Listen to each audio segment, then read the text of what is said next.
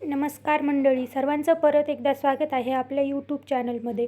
आज आपण करत आहोत पोह्याचा भुर्का. याला आपण पोह्याची चटणी देखील म्हणू शकतो.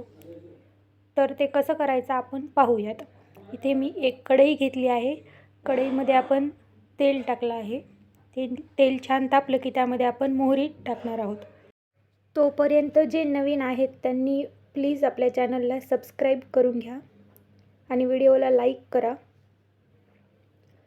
अशाच नवीन रेसिपीसाठी मोहरी छान तडतडली की त्यामध्ये आपण जिरे घालून घेणार आहोत. नंतर त्यामध्ये आपण कट केलेला लसूण घालणार आहोत. नंतर कढीपत्ता आणि आपण त्यानंतर त्यामध्ये पोहे घालणार आहोत. पोहे वॉश वगैरे अजिबात करायची गरज नाही. थोडक्यात आपण इथे पोहे तळून घेणार आहोत. पोहे तळणं झाले की आपण गॅस बंद करूयात आणि नंतर त्यामध्ये आपण लाल मिरची पावडर घालूयात आणि नंतर त्यामध्ये आपण चवीनुसार मीठ घालून घेऊयात. शेवटी कोथिंबीर घालायची आणि आपला पोह्याचा भुर्का किंवा चटणी रेडी आहे.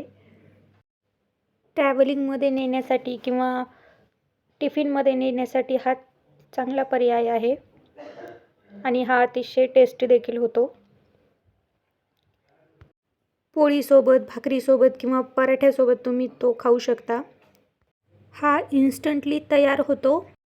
उन्हाळ्यामध्ये आणि हिवाळ्यामध्ये ही चटणी 4 ते 8 दिवसपर्यंत आरामात राहते. पण पावसाळ्यामुळे थोडेसे पोहे वातड होऊ शकतात. तसे 1 दिवसापर्यंत 2 दिवसापर्यंत राहतात चांगले. तुम्ही करून पहा आणि टेस्ट करून पहा. आवडेल तुम्हाला. व्हिडिओ शेवटपर्यंत पाहिल्याबद्दल धन्यवाद.